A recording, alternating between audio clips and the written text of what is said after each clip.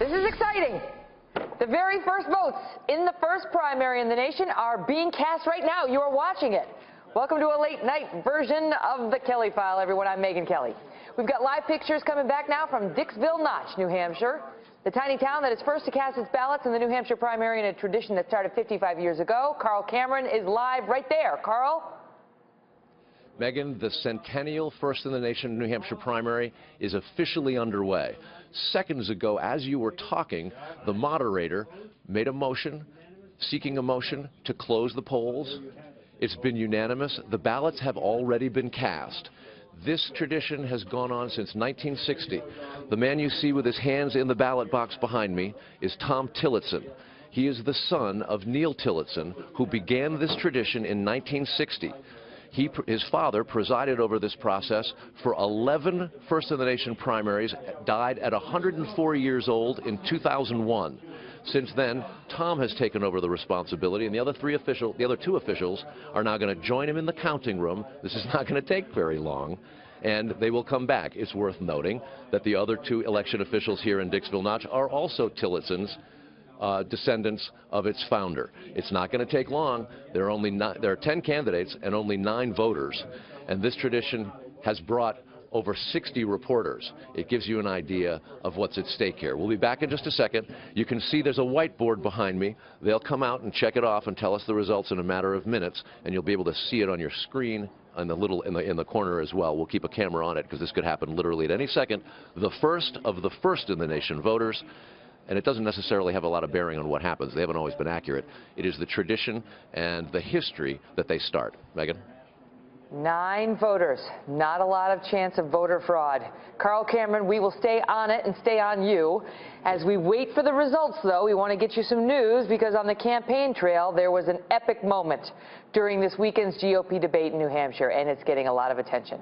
A testy exchange between Senator Rubio and Governor Christie. Watch.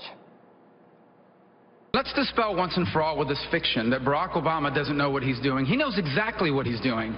Barack Obama is undertaking a systematic effort to change this country, to make America more like the rest of the world. When I'm president of the United States, we are going to re-embrace all the things that made America the greatest nation in the world, and we are going to leave our children what they deserve. You have not been involved in a consequential decision where you had to be held accountable. You just simply haven't. I think the experience is not just what you did, but how it worked out.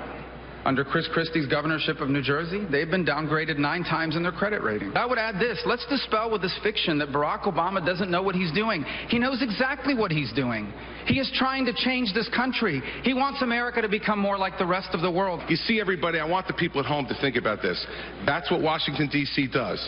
The drive-by shot at the beginning with incorrect and incomplete information, and then the memorized 25-second speech that is exactly what his advisors gave him. Chris, your state got hit by a massive snowstorm 2 weeks ago. You didn't even want to go back. They had to shame you into going back. And then you stayed there for 36 hours, and then he left and came back to campaign. See, those are the facts. Here's the bottom line. This notion that Barack Obama doesn't know what he's doing is just not true. There it is.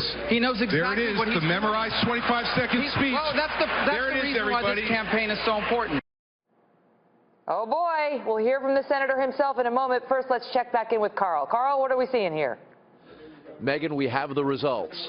On the Republican side in Dixville Notch, just south of the Canadian border, Donald Trump had 2 votes, and John Kasich wins with 3. He spent far more time here, and you can bet he'll be boasting tomorrow about his visit to Dixville Notch and how that clinched his victory here. On the Democratic side, Bernie Sanders versus Hillary Clinton. Sanders has shown his ability to rock her in Iowa and build up a lead in the polls, and Sanders has blanked Hillary Clinton 4-0 in the Granite State, and the first of the first in the nation voters in Dixville Notch.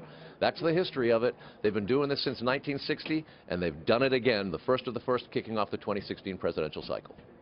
Megyn? John Kasich's visit to Dixville Notch paying off for him tonight. Carl, pays off. Thank you.